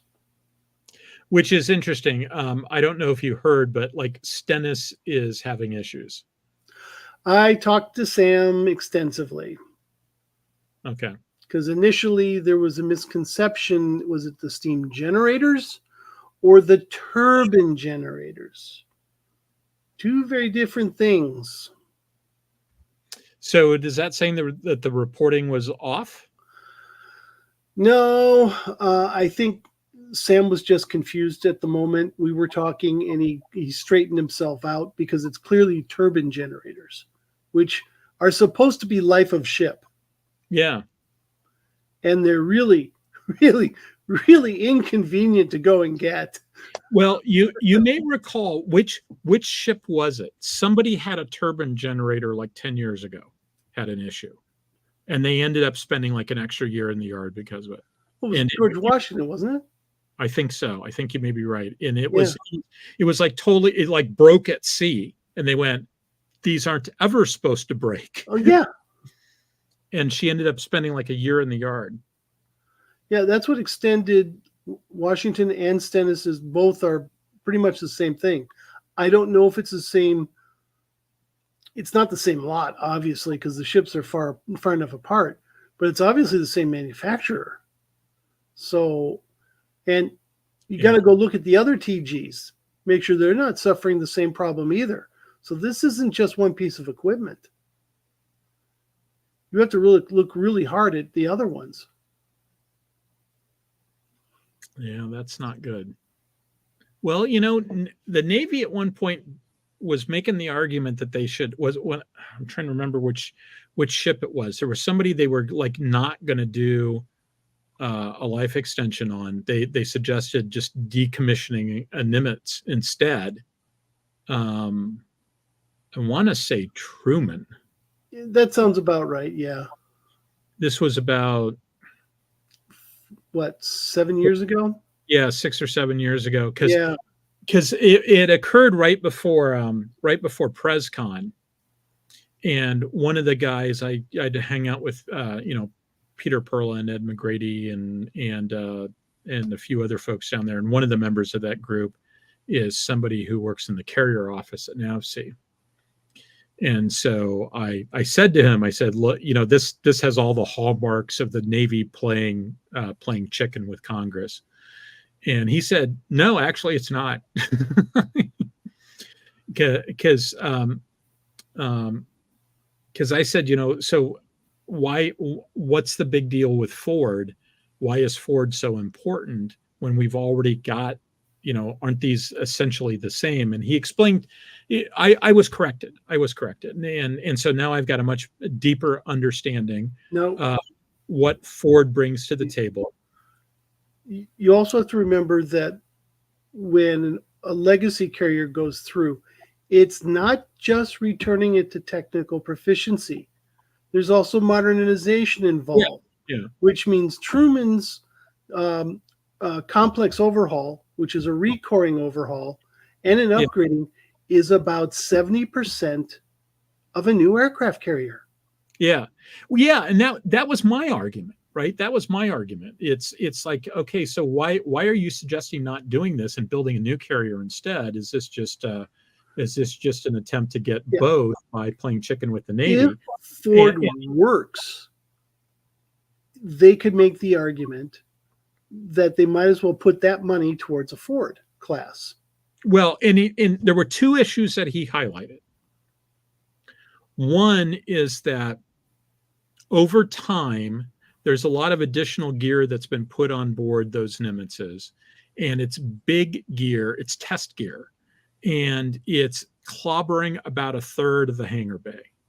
And the issue isn't that they don't have a place to put the gear outside the hangar bay. The issue is you have to be able to do things like get jet engines to where the gear is. Mm-hmm. And they don't have a place where they could put it, that they could get a jet engine into it. And so as a result of that, they've lost about a third of the hangar bay.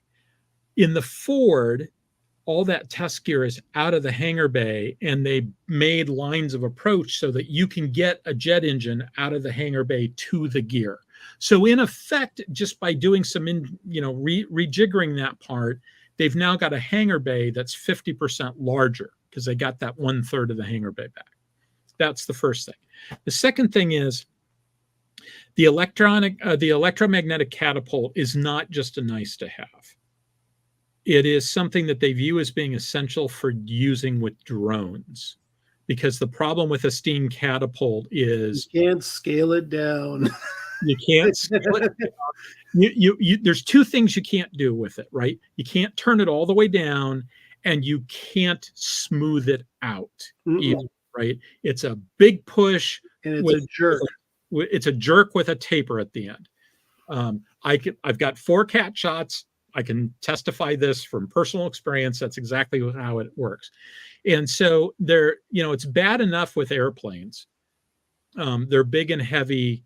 It's bad enough with them, but launching UAVs off this thing, they're like, yeah, we don't, there's some stuff we're never going to be able to launch because we can't dial down the catapults enough to launch it. So that was the big drive behind the electromagnetic catapult.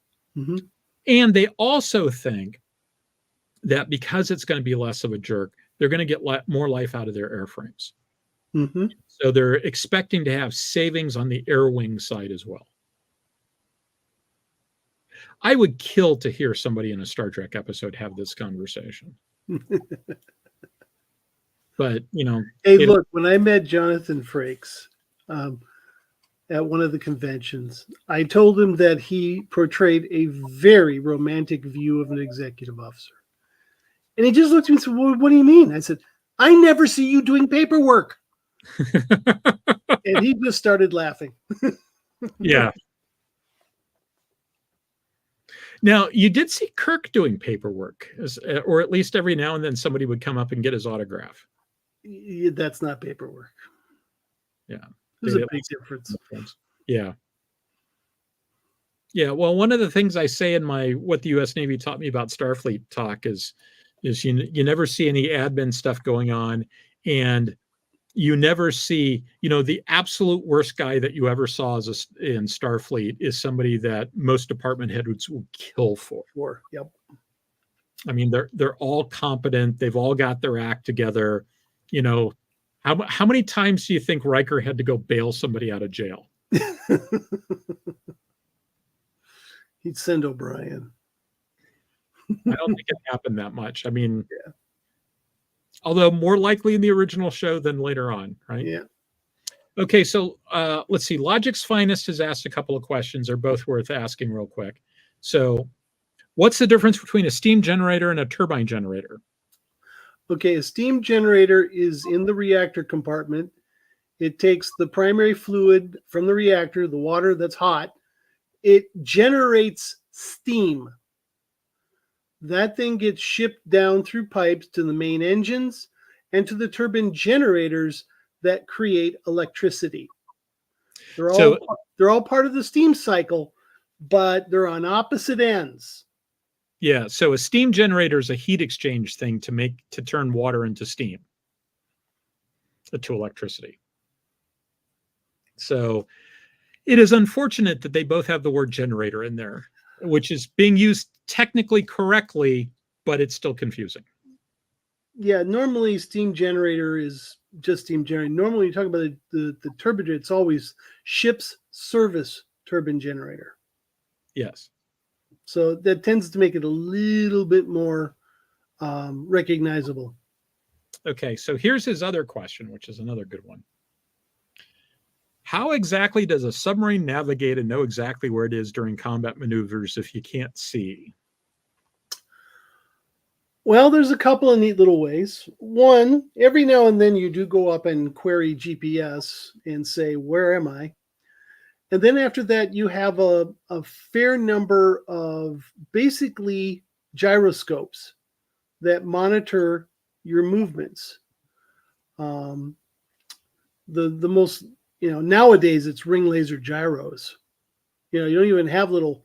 I had something called an ESGN, electrostatic gyro navigator, which was a little beryllium ball that spun about at really ridiculous speeds. And it could measure pitch, roll, yaw, which way we're going. And then you basically do DRing. You just kind of say, I've moved this far at this amount of time, and it keeps track of where you're at. And you're really pretty good, for several days. You have a really pretty good idea where you're at. Yeah, there's a little drift. Gets worse. Yeah. But that's why you do the, and nowadays GPS is fixed into your periscope. So you don't even have to raise another mast. Before then, you'd have to raise your mast that would cover the transit navigation satellite, and you'd have to watch it come over the horizon, go all the way over. And that took a while. But which mast was that on? Oh, it was its own. Oh, it was a fairly big antenna. Okay. Nowadays, there's a GPS receiver on your search periscopes. You just go up, look around, see if anything's happening, and you got your position. Yeah, I remember people tell me the navigator always wants a fix. The navigator always wants a fix. Always. I wish I'd gotten some underway time on a submarine. I never got that. Well, to be honest with you, unless you're doing maneuvers, lock yourself up in a room with no windows. That's pretty much it. There's that joke about how to simulate submarine life. It's pretty dang close. Yeah. So Logic's Finest also asked, do submarines have sea chests to feed condensers like the Iowas did? Yeah, we have condensers. There's all sorts of intakes. Yeah, main seawater, auxiliary seawater. So this is one of the reasons actually why, there's this, people have this tendency to think submarines would make good spaceships, right? Every now and then somebody writes a story about heat rejection is always a problem in space. That's the kicker, is that I can make energy with atomic, fission or anything else, but it's heat rejection. If I can't get rid of that excess heat, the whole system shuts down. Yeah, people act like submarines are closed environments, and they're not. I mean, they're closed from the standpoint of you don't have atmospheric exchange with the surrounding ocean. On a surface ship, you got doors, and that's where the air comes from, or it gets piped in. You have to generate your own air, but you're pulling in water. You're using water as your propellant, right? You're moving your a rocket moves a working fluid of some sort, and you're doing that with your propeller, with your screw.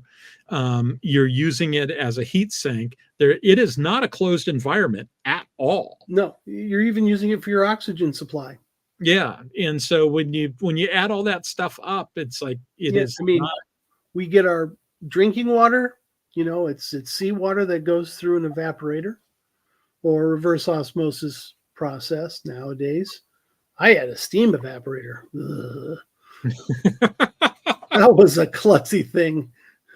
So if anybody needs a translation, what Chris just said there is that he's old. Thank you. So Logic's Finest also follows up with, doesn't a spaceship have the ultimate heat exchanger environment? Radiation heat transfer is the absolute worst when it comes to efficiency. When you're using a condenser, you're using convective heat transfer, which is not only a temperature change, but a movement of the fluid.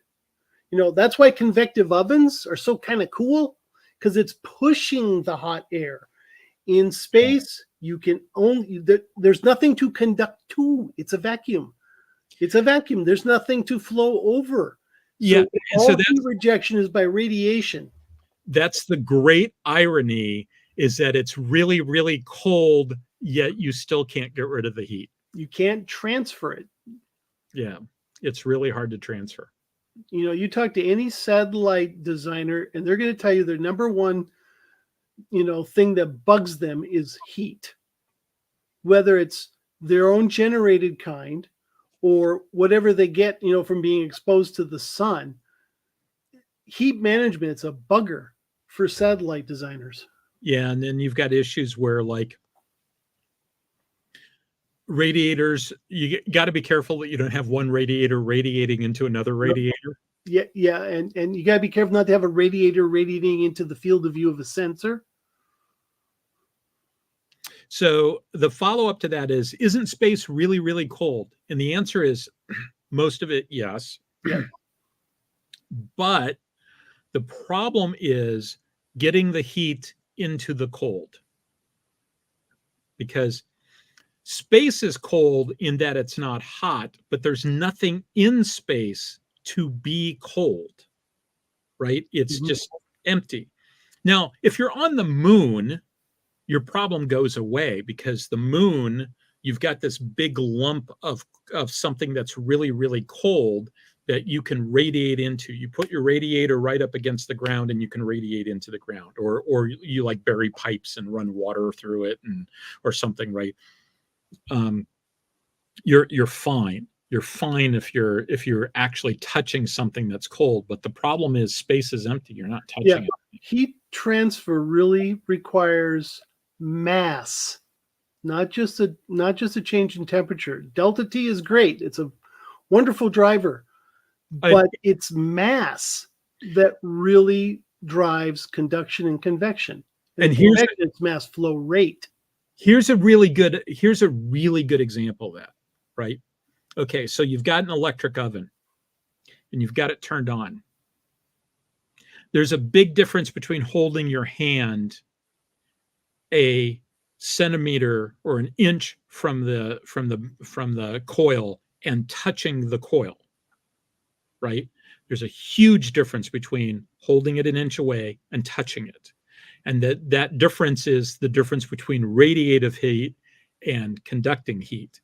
Now, even then, it's actually not entirely radiative, because you have oxygen, you have the atmosphere, the air in between. It's moving. And the air is moving. The air is getting hot, and the air is transmitting that heat to your hands. Well, just radiative. The primary is still radiation heat transfer. You have some convective, because there's air in the oven. but the primary is radiative until you touch the coil. And that's conduction. Yes. And space doesn't have a conductor, i.e. air or liquid. Am I understanding that correctly? Yes. Yes. Yes.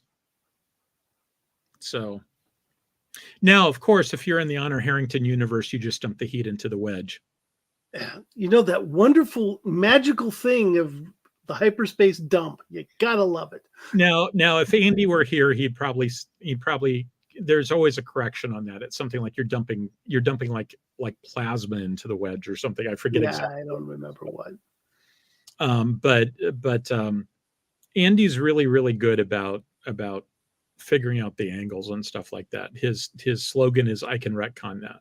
Mm-hmm. And at some point in the not too distant future, is their house done yet? You know, hold on a second. I just realized something. I may have said something wrong.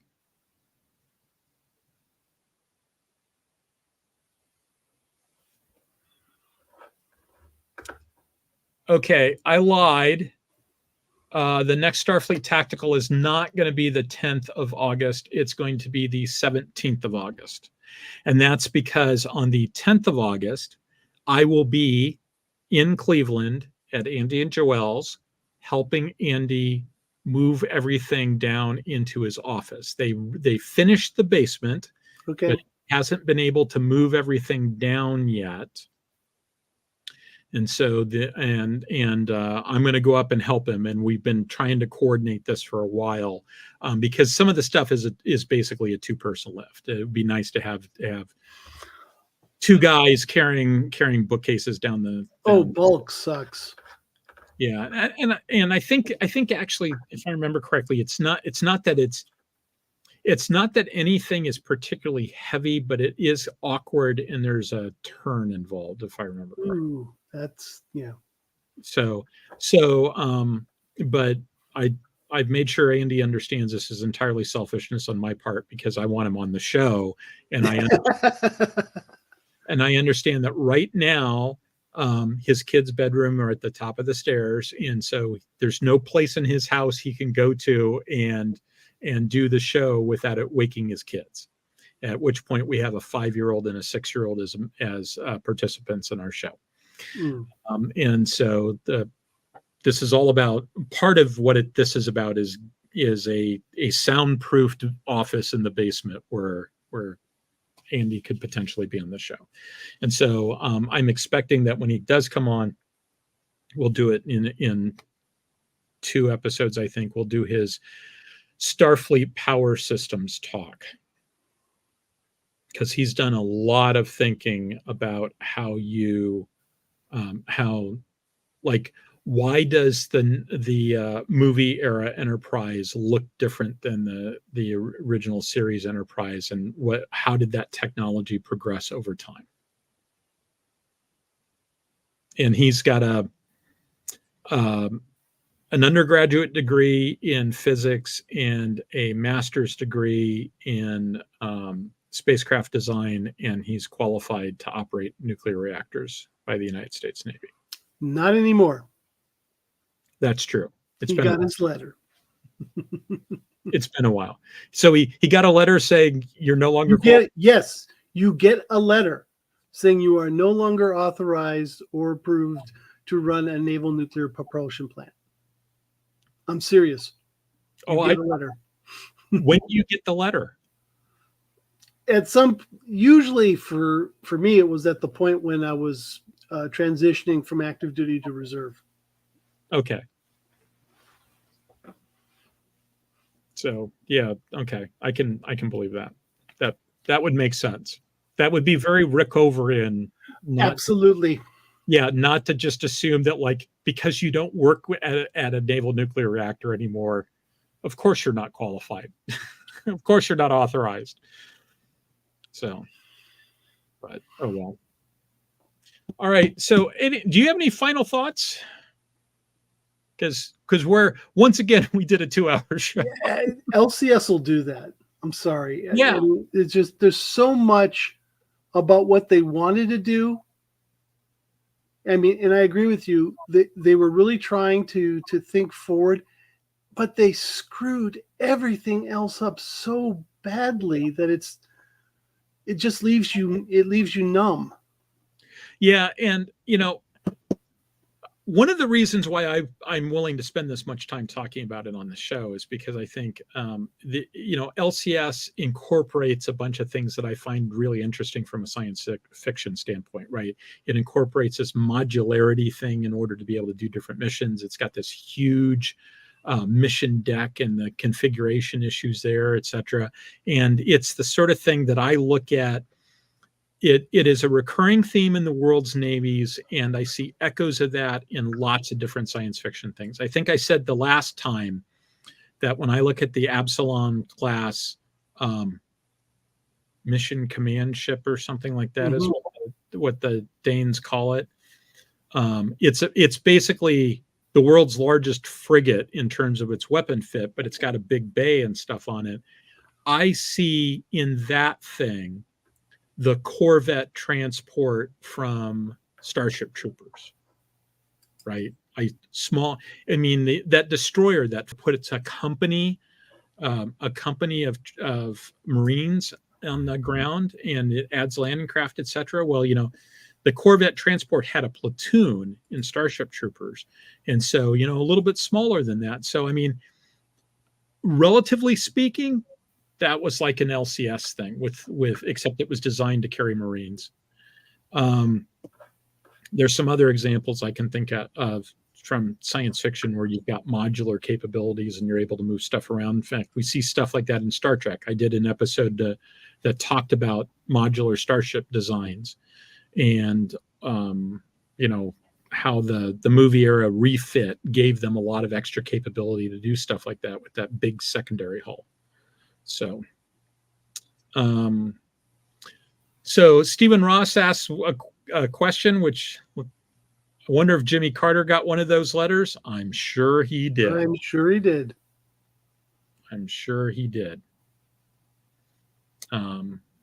Pretty much sure everybody did. Let me take a real quick look, and it looks like I'm pretty caught up on all the questions and stuff because I've been paying attention. So I think that we're at the point where it's probably time to call it an evening. Do you agree? Absolutely. All right, everybody. Well, thank you very much. I really appreciate the fact that everybody's willing to come and spend their Saturday night hanging out with me. I understand that there's a lot of other things that people could be doing on a Saturday night, and the fact that at least some of you watch it live, and I'm sure a lot of you watch it on YouTube, and I think it's fantastic that you're willing to come and listen to us talk. So looking forward to doing it again soon. So goodbye, everybody. See you soon. Good evening.